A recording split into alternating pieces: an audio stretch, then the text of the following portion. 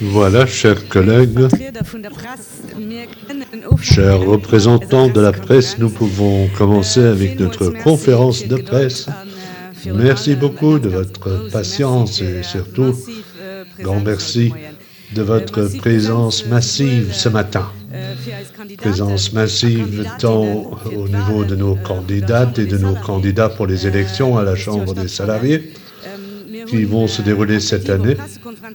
Effectivement, nous avons invité à une conférence de presse pour présenter à la presse notre dernière ligne droite de la campagne électorale et nous avons pensé que ce n'était pas possible sans ceux qui vont se présenter lors de ces élections. Tous ces jolis visages, hommes et femmes, qui vont se présenter. Et alors, spontanément, nous leur avons demandé de venir ce matin et ils sont venus très nombreux et cela nous fait plaisir de les voir aussi nombreux. Un grand merci et par la suite, ils seront aussi présents pour vous si vous avez des questions personnelles, si vous voulez découvrir tous les secteurs représentés. Donc, ils vont vous donner des réponses si vous avez des questions. Mais évidemment, grand merci aux représentants de la presse. Vous êtes aussi très nombreux. Et c'est important pour nous. Et nous vous en disons merci de votre présence. Aussi pour véhiculer nos messages. Oui, bon, il s'agit d'élections. Il y a eu beaucoup d'élections l'année passée. Nous avons de nombreuses élections derrière nous et aussi devant nous. Et nous avons le sentiment de ne plus pouvoir nous en sortir. Et malheureusement, les élections sociales ne sont pas aussi médiatisées que les élections politiques à Luxembourg. Et on n'en parle pas autant, tout le monde ne sait pas que ces élections se déroulent. Et c'est dommage parce que ce n'est pas seulement une élection supplémentaire, c'est l'élection où les salariés du Luxembourg, les retraités, les actifs peuvent s'exprimer. Ils ont un vote, c'est la plus grande élection démocratique de ce pays et cela vaut le coup d'organiser une conférence de presse pour dire quels sont les sujets de l'EGBL, quels sont les sujets des candidats de l'EGBL et aussi comment nous pouvons exprimer tout cela dans notre campagne. Et donc c'est un très grand merci, un grand moment dans notre vie syndicale. Vous avez beaucoup de matériel devant vous, de petits gadgets que nous avons pour les candidats, mais aussi les contenus. Donc vous avez des documents avec la brochure nationale pour la Chambre des salariés de l'EGBL. Nous allons dire quel est l'enjeu, tout ce qui se trouve dans cette brochure. Et puis vous avez un petit dépliant sur la Chambre des salariés et l'importance de la participation aux élections. Là aussi, nous allons en parler. Et puis, vous devriez aussi avoir un stick USB où nous fournissons des informations. Ce n'est pas seulement un gadget, mais vous y retrouvez tous les documents, les affiches, des publicités que nous présentons aujourd'hui, si cela devait vous intéresser. Et c'est aussi en même temps le départ de notre campagne, la dernière ligne droite pour les élections sociales. Et c'est un peu comme au cinéma. Avant que le film commence, nous allons montrer une petite publicité. Et donc j'invite à lancer le spot, à éteindre les lumières.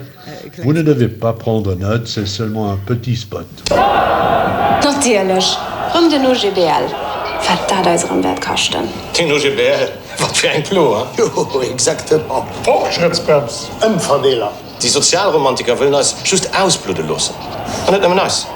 Ja, als Kollegen, ein Kollege von unseren Kollegen. Kollege von der Kollege von unseren Kollegen. Ja, merci, das ist gut. Noch Kollege von der Kollege von der Kollege von... Ein Froh. Was tun wir davon, wenn den OGBL die Wahlen gewinnt? Bessere Kündigungsschutz? La 6e semaine de congé. Oui, okay. Also außer dem besseren Kündigungsschutz an die 6 Wochen Vakanz auf den Kanarischen. Was tun wir davon? Hä? Wie macht Bestimmung am Betrieb? Das ging euch gefallen, ne? Also außer dem besseren Kündigungsschutz, der 6. Congéswoche an mehr Marktbestimmung. Was tun wir davon? Jean-Marie, was? Geregelt Arbeitszeiten? Ja, eine bessere Work-Life-Balance kommt nicht schulden. Antropsetzen für Mindestlohn. Mehr Kaufkraft. Nouveau droit à la formation pour le boulot. Je sicher an gesunde Betriebsklima. Ein gut Sicherheit. Gute Kollektivvertrag und eine bessere. Okay, also Nogibel hat viel gemacht für all Mami, an all Papi, besser Lohn, eine gute Pension, aber wann ist Klift? Was haben wir davon, wenn den OGBL gewählt wird? Den Index. Du Arschloch.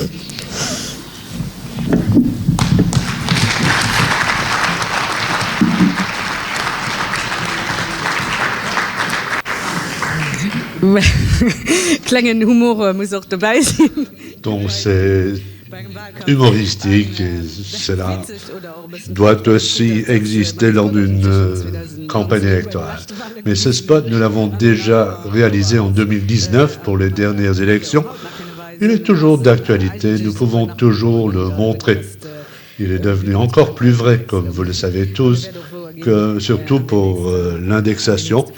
Et ce spot va rester vrai dans les 5 années à venir. Voilà, je l'ai dit, les élections sociales sont très importantes pour notre pays, pour tous ceux qui sont salariés à Luxembourg, tous ceux qui travaillent à Luxembourg et leurs familles, aussi les retraités, malheureusement. Et ces élections n'ont pas toujours la valeur qui leur revient. Et nous parlons beaucoup de démocratie et de notre modèle luxembourgeois et de l'importance du dialogue social, de la cogestion. Et il n'y a rien de plus important que les élections sociales pour défendre ces valeurs dans notre société.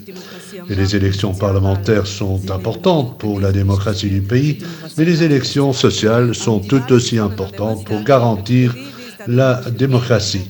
Et ces élections vont se dérouler à 2 niveaux. Tout d'abord, il y a les délégués du personnel qui vont être élus dans les entreprises qui ont plus de 15 salariés. Les élections des délégations se déroulent dans les entreprises. Dans la plupart des cas, on va dans le bureau électoral, on se présente dans le bureau où il y a des personnes courageuses qui se lèvent dans leur entreprise et qui disent « Je veux m'engager pour de meilleures conditions de travail, pour de meilleurs salaires, une meilleure qualité de vie au travail. » Et c'est au travail que nous passons une grande partie de notre vie. Et cela vous montre quelle est l'importance d'avoir des gens qui participent et qui soient aussi élus, les gens qui se présentent au nom de l'OGBL. Et si nous parlons de l'OGBL, le plus grand syndicat du pays, et si nous parlons du poids de l'OGBL par rapport à la politique et au patronat à tous les niveaux, si nous parlons de cet OGBL, eh bien cet OGBL, ce n'est pas une présidente ou une direction, ce sont surtout les délégués et aussi les milliers de membres, les militants sur le terrain, et aussi les délégués du personnel. Donc dans les entreprises, et sans les délégués du personnel dans les entreprises, le GBL n'a pas sa véritable valeur et nous n'avons pas la possibilité de négocier des conventions collectives et de nous battre pour de meilleures conditions de travail et de salaire. Sans délégation, nous n'avons pas de contact direct avec l'employeur et c'est très important dans ce rapport de force pour nous engager en faveur de meilleures conditions de travail. Donc il faut avoir des délégués très forts, élus pour 5 ans, et donc cette élection est très importante. Elle va se dérouler le 12 mars, et nous sommes en plein dans les préparatifs depuis longtemps déjà. Cela ne se prépare pas du jour au lendemain. En fait, c'est une préparation de 5 ans, nous le disons toujours. Après les élections, c'est avant les élections. Maintenant, nous sommes arrivés dans la dernière année et nous avons cherché de bons candidats et pour compléter nos listes. Et maintenant, nous sommes presque arrivés à la date de ces élections. Mais c'est une élection importante parce qu'ici, l'enjeu est très important. La présence de l'OGBL dans les entreprises est en jeu. Et pour vous donner un peu une idée de l'envergure, chaque entreprise avec plus de 15 salariés doit avoir une délégation du personnel. En 2019, lors des dernières élections, l'OGBL a présenté 5120 candidats et nous avons obtenu 3788 délégués effectifs et remplaçants qui ont été élus dans les entreprises, c'est-à-dire que nous avons eu un taux de réussite très important pour nos candidats et nous avons des milliers de candidats dans tous les secteurs économiques à Luxembourg et c'est un énorme travail pour organiser ces élections de manière correcte et évidemment aussi pour les remporter. Mais bon, je cite ces chiffres parce que ça intéresse et c'est normal qu'on veuille savoir quel est le nombre de délégués, le nombre de candidats, mais ce n'est pas une équation mathématique et ce n'est pas pour dire que notre objectif consiste dans un chiffre X, Y ou pour dire un chiffre X est bon ou insuffisant parce que la vie change et le marché du travail aussi. Et évidemment, nous avons aujourd'hui des candidats dans des endroits où nous n'en avions pas la dernière fois. C'est normal. Et puis, il y en a d'autres entreprises qui n'existent plus, où nous n'avons plus de candidats. C'est aussi un élément de la réalité de notre économie. Donc, il y a des changements. Cela fait que les chiffres changent et nous avons de nombreux secteurs, de nouvelles entreprises.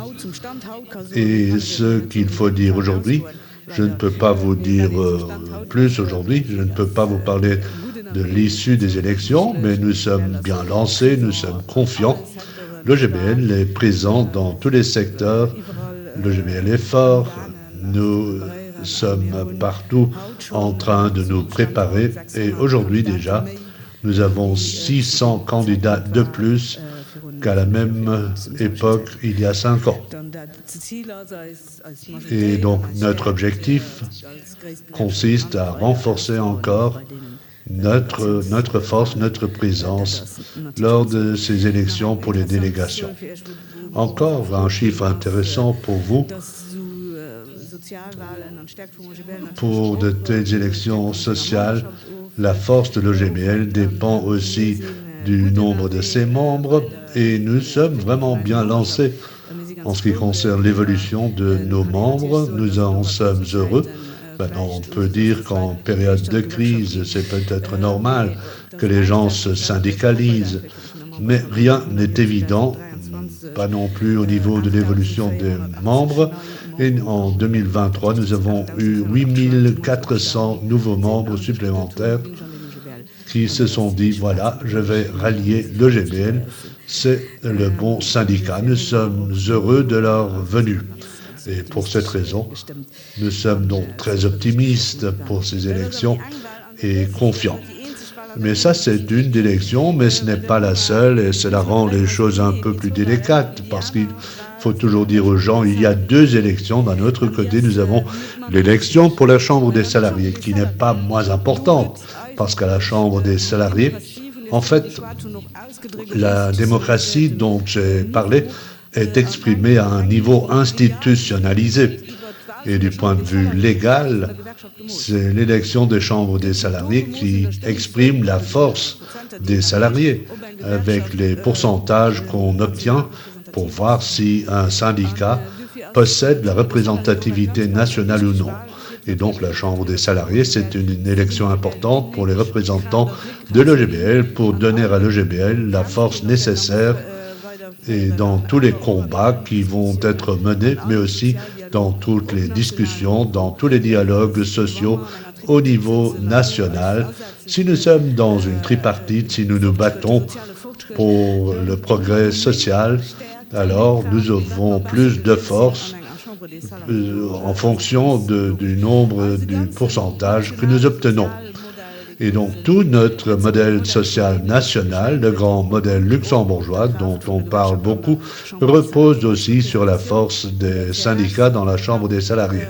Notre représentation à la CNS, à la CNAP et dans toutes les juridictions du travail, dans toutes les institutions de la sécurité sociale sont déterminées par le biais de la Chambre des salariés. Donc cela vous montre l'importance pour nous de pouvoir garder notre majorité absolue et même de la développer.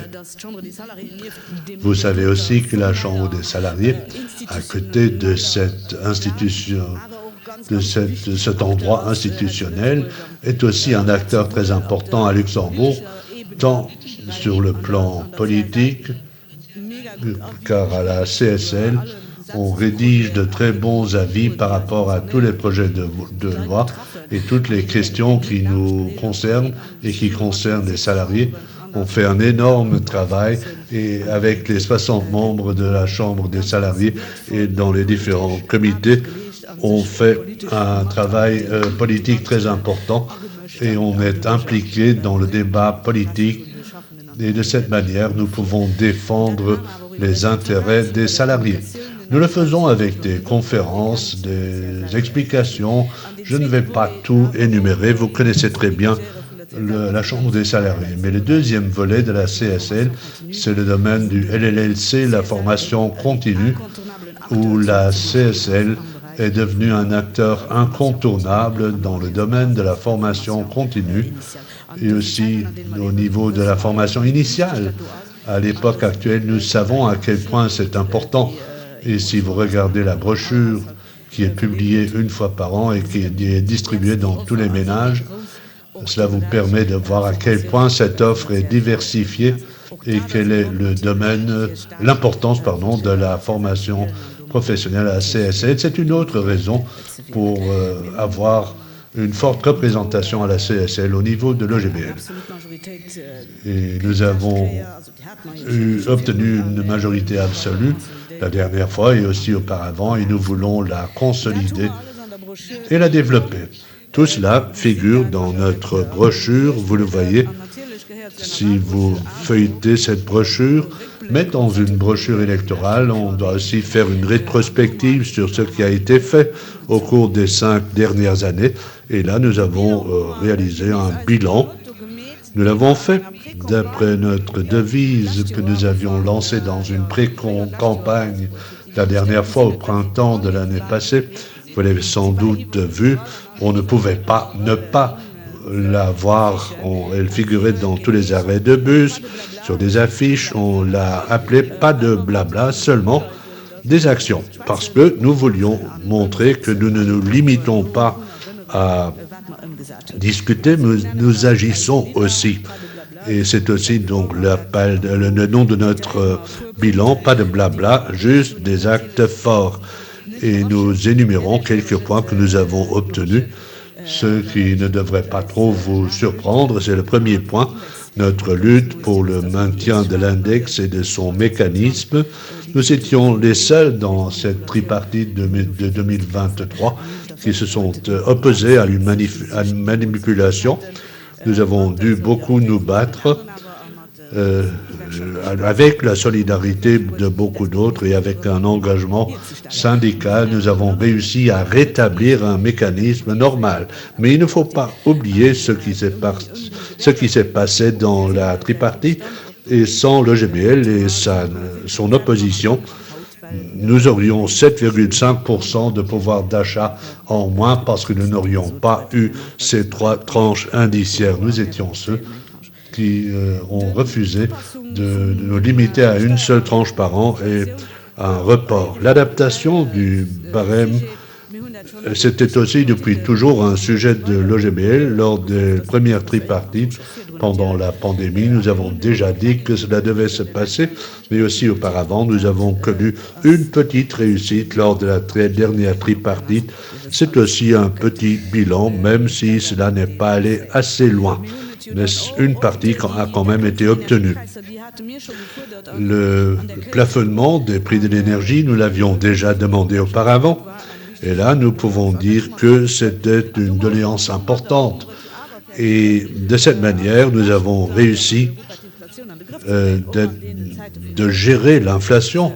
Nous étions à la première place en Europe à ce niveau pour freiner l'inflation, aussi en comparaison européenne. Puis, nous avons évidemment fait notre travail au niveau des conventions collectives que nous avons négociées. C'est une grande partie de notre travail. L'année passée, lors du dernier mandat, nous avons négocié 232 conventions collectives. Nous avons aussi obtenu de nouvelles conventions collectives, là où il n'y en avait pas auparavant. C'est le plus difficile. Et pour cela, nous demandons une meilleure loi. Nous sommes présents dans 18 entreprises dans une entreprise où il n'y en avait pas auparavant. Donc plus de 1600 salariés ont aujourd'hui une convention collective grâce à notre travail. Un exemple récent qu'on doit citer dans ce contexte, où nous avons dû vraiment nous battre pour défendre une convention collective, où nous avons dû avoir recours aux derniers moyens syndicaux, où nous étions dans la pluie et dans la neige. C'est l'exemple de Ampasset, où nous avons pu montrer que le GBL ne cède pas si on s'attaque à ces conventions collectives. C'était un bon exemple pour les salariés à Luxembourg. Avec nous, on ne peut pas traiter les gens de cette manière. Puis nous avons obtenu d'autres avantages. Vous savez que nous nous battons depuis longtemps pour une augmentation du salaire social minimum et on ne peut pas dire que tout ce qui s'est passé est bon, mais nous avons obtenu un minimum en 2019.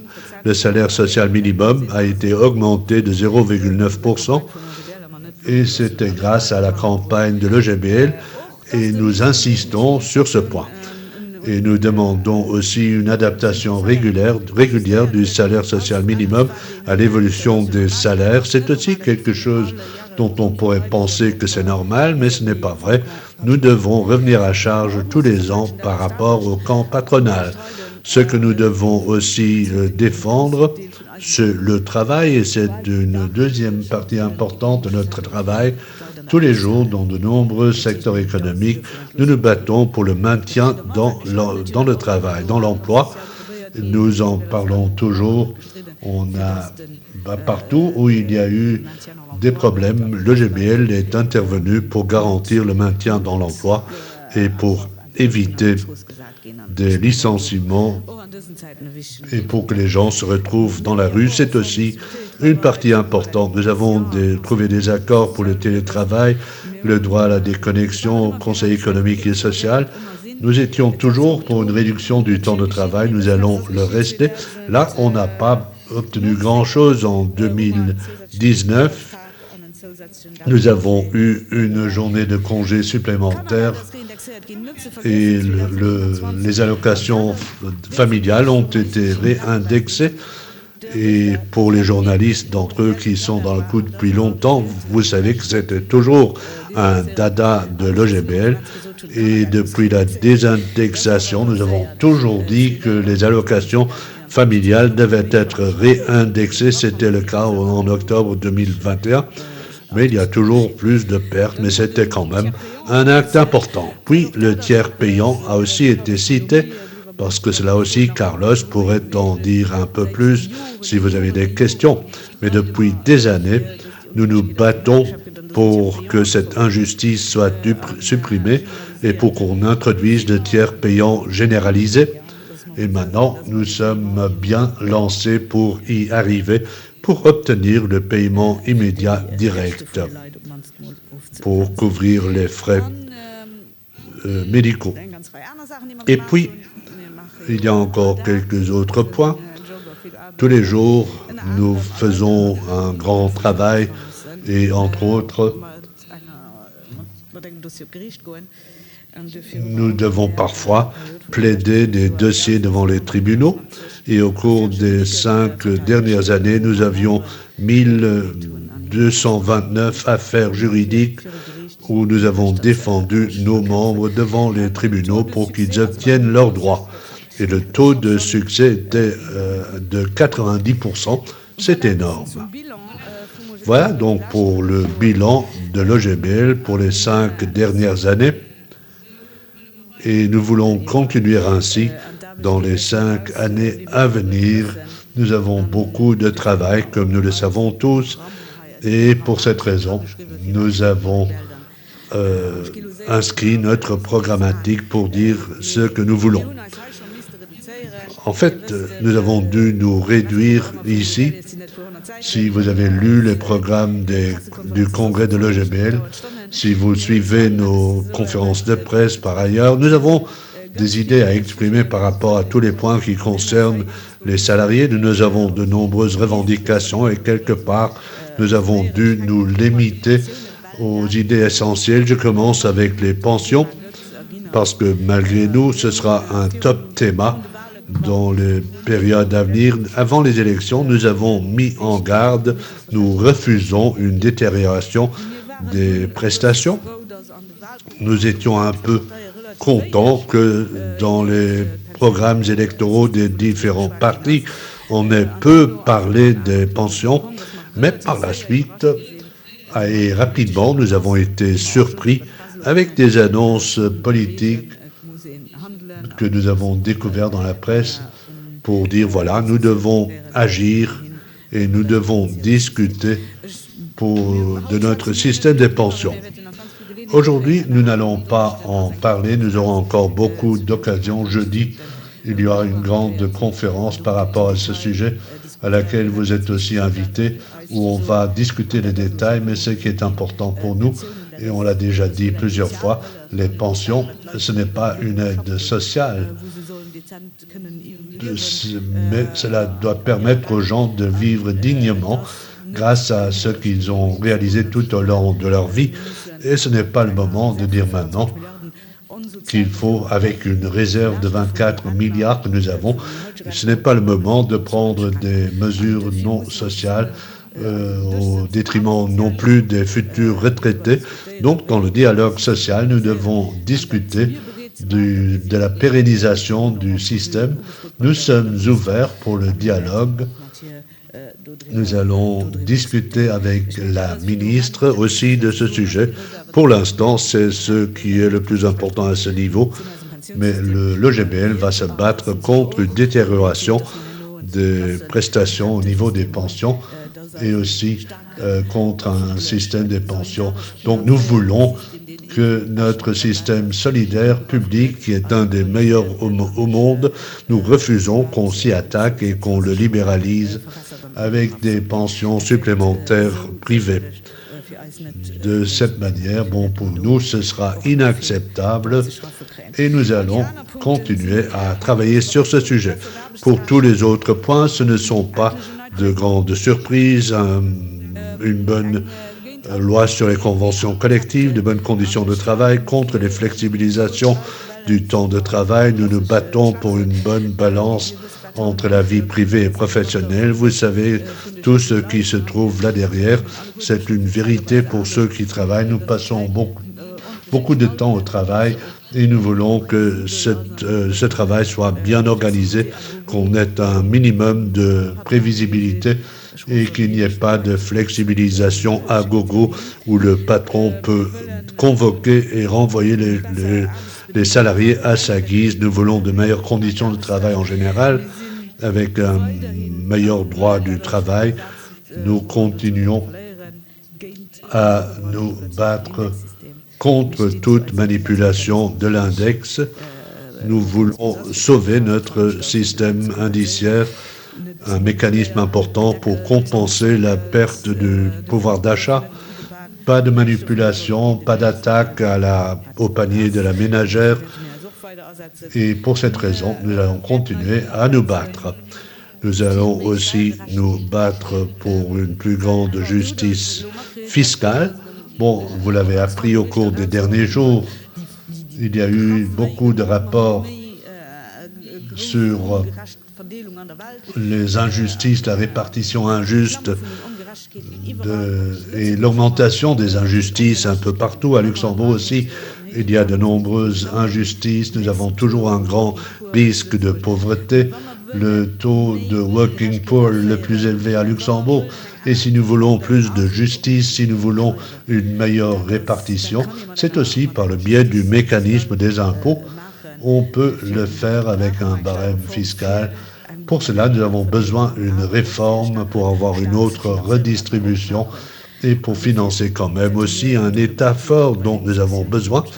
Et donc, nous voulons participer aux discussions. Vous connaissez nos grandes lignes et les petits et moyens revenus devraient connaître un allègement fiscal et nous demandons aussi une fiscalisation des revenus sur le capital et une plus forte imposition des salaires très élevés. Nous voulons aussi une adaptation continue au barème, le logement, l'écologie, l'égalité des chances, etc. Ce sont aussi des sujets, mais je vous en fais cadeau pour les détails. Ce serait trop long. Voilà donc pour les grands contenus que nous défendons et pour lesquels nous nous battons un peu, que nous véhiculons un peu partout, où nous mobilisons, nous sensibilisons. Nous savons tous que nous vivons des périodes difficiles. Nous sortons d'une période difficile, nous avons quelques crises derrière nous. Souvent, les familles, les salariés sont les victimes de ces crises et ils ont besoin de syndicats forts. Et pendant les périodes de crise, on a aussi des périodes économiques difficiles dans différents secteurs. Nous avons une récession menaçante qui pèse sur nous. Nous avons un nouveau gouvernement, un gouvernement conservateur libéral, avec un programme gouvernemental conservateur qui n'a pas beaucoup de points communs avec notre programme. Et comme toujours et plus que jamais, nous devons être présents. Nous sommes la seule force qui a le courage et la force nécessaire pour faire opposition aux forces politiques et au patronat, ceux qui veulent s'attaquer à nos intérêts. Donc l'OGBL est devenu incontournable à la liste 2 lors de ces élections sociales et nous le faisons avec nos candidates et nos candidats formidables pour la Chambre des salariés. Vous les voyez sur votre stick USB, ils sont aussi dans la salle, mais vous y retrouvez les photos et les noms sur le stick et aussi sur notre nouvelle page Internet. Et même si pour vous c'est un scoop, pour nous ce n'est pas un scoop, mais même pour nous c'est un scoop.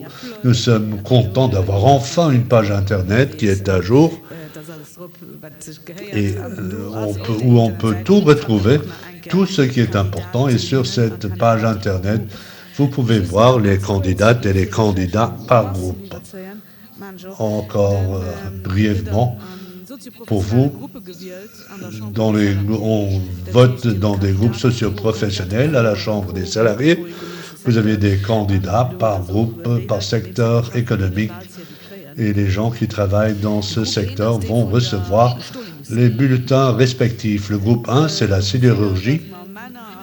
Et là, vous voyez que nous avons des hommes et des femmes qui viennent de tous les secteurs, qui représentent la population de ArcelorMittal, qui la reflète de manière représentative. Nous sommes très contents d'avoir ces candidats.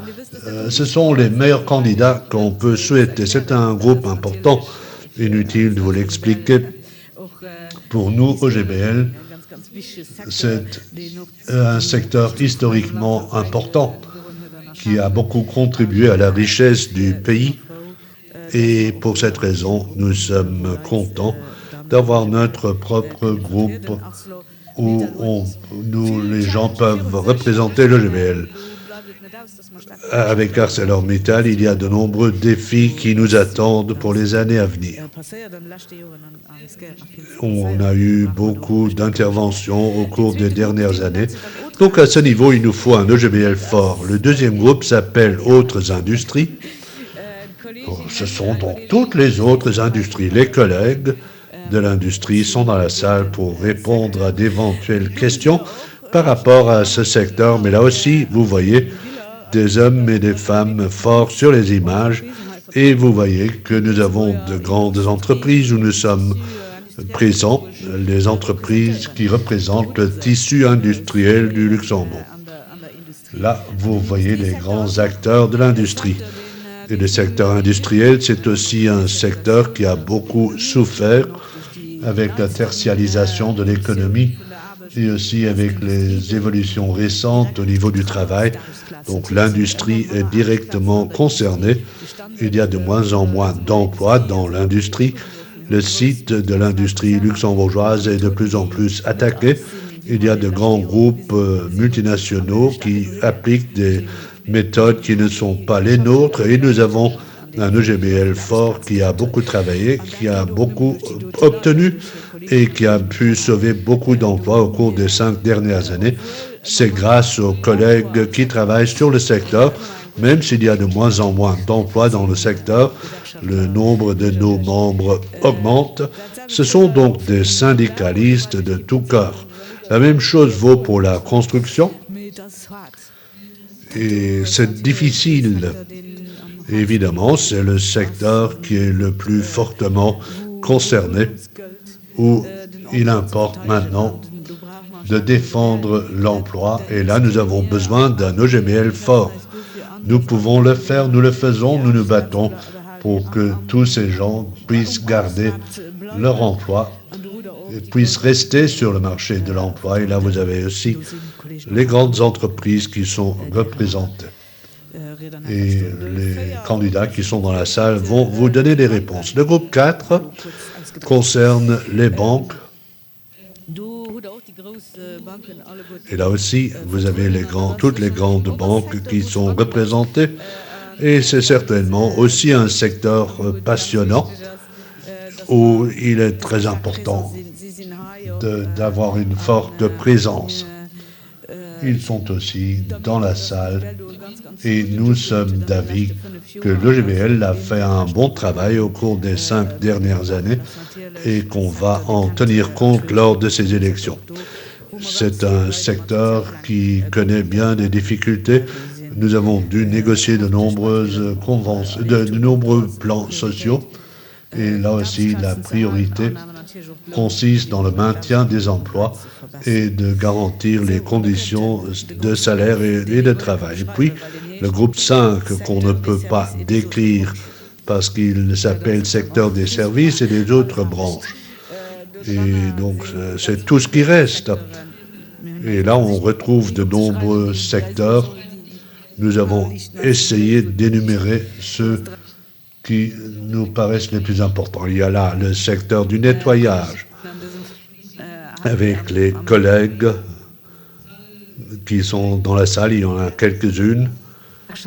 Il s'agit évidemment d'un secteur très fort au niveau des syndicats. Nous avons là des femmes qui ont le courage de se battre pour défendre leur secteur. C'est un secteur qui a toujours souffert et auquel le patronat s'attaque. Puis nous avons le secteur du transport, nous avons le commerce dans le groupe 5, le secteur des médias. Vous-même, vous êtes dans le secteur 5, le secteur de la culture, et dans le groupe 5, le secteur de l'aviation et le secteur de l'ORECA. Les écoles privées figurent dans le secteur 5, de même que la recherche et l'université. Tout ce qui concerne les services privés se retrouve dans le groupe 5. C'est une petite description des grands secteurs du groupe 5. Et là aussi, vous pouvez voir les candidates et les candidats. Vous en connaissez quelques-uns. Et puis nous continuons avec le groupe 6, le groupe des administrations publiques et des entreprises à caractère public, avec aussi le secteur de l'énergie. Et là, il n'y a pas d'autre choix que l'OGBL, parce que pour l'élection de la Chambre des salariés, et nous sommes ceux qui s'engagent le plus en faveur des services publics et qui se battent pour l'importance d'un renforcement des services publics corrects, où nous devons aussi avoir des emplois bien rémunérés. Puis il y a la santé, l'action sociale. C'est un très, très grand secteur, le secteur 7, où nous avons de très bons candidats, hommes et femmes, dans les grandes entreprises qui représentent le secteur.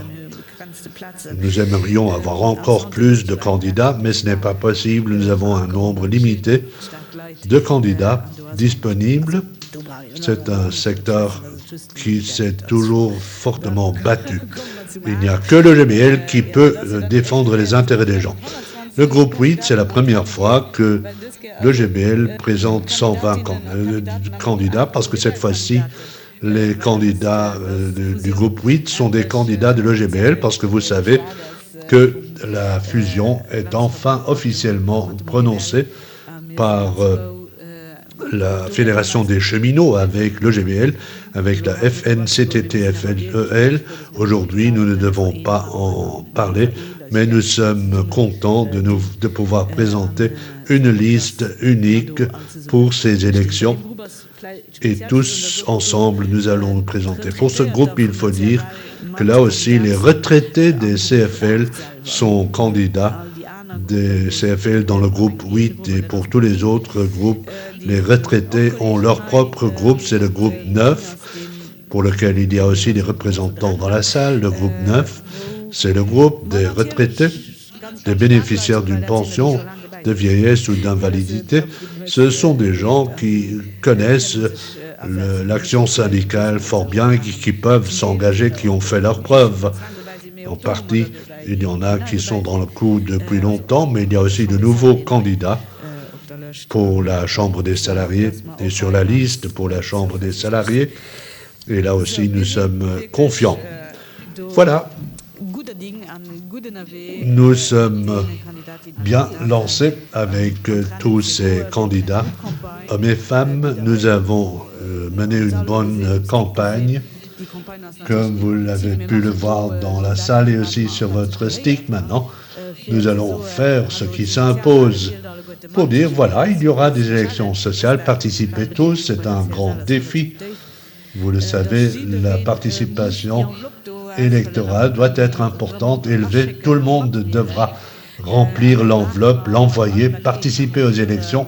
Nous le faisons avec tous nos moyens, des brochures, des gadgets, des affiches qui sont déjà installées.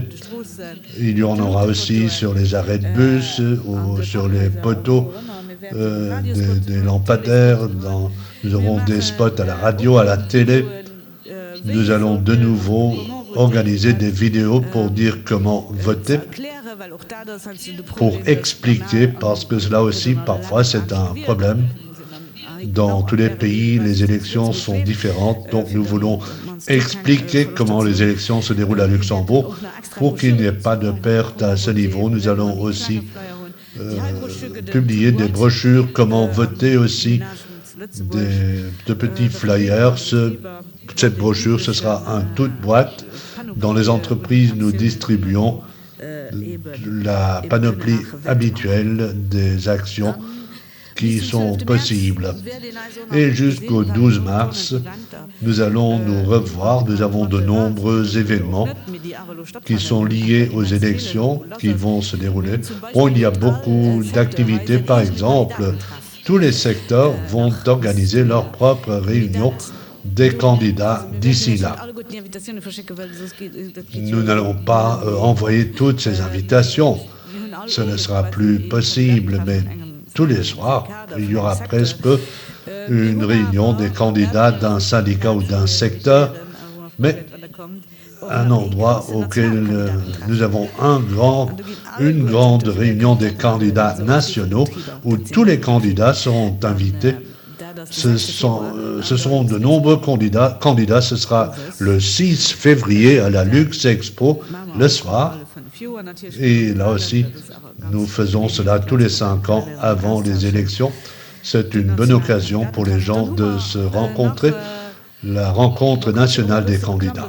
Puis, je peux aussi faire un peu de publicité, même si cela concerne la Chambre des salariés, un événement pour le 100e anniversaire de la Chambre des salariés le 25 janvier. Et le 25 janvier, l'EGBL aura aussi un événement dans l'après-midi. Nous pourrons être présents partout. L'EGBL a obtenu un accord de collaboration avec la CGT qui sera renouvelé et signé avec la CGT donc le 25 janvier à midi. Et nous avons le grand plaisir de recevoir la secrétaire générale de la CGT à Luxembourg au casino syndical. Elle va prononcer un discours et signer un accord avec nous. Et puis nous aurons encore beaucoup d'autres activités. Vous serez informés dès que les dates seront connues. Mais ce sont les dates les plus importantes pour la période préélectorale dans laquelle nous sommes. Je vous dis un grand merci, j'ai été beaucoup trop longue. Merci de votre patience. Maintenant, nous sommes tous là pour répondre à vos questions dans les différents secteurs et puis nous serions heureux si vous pouviez rester avec nous pour prendre le verre de l'amitié. Voilà, merci.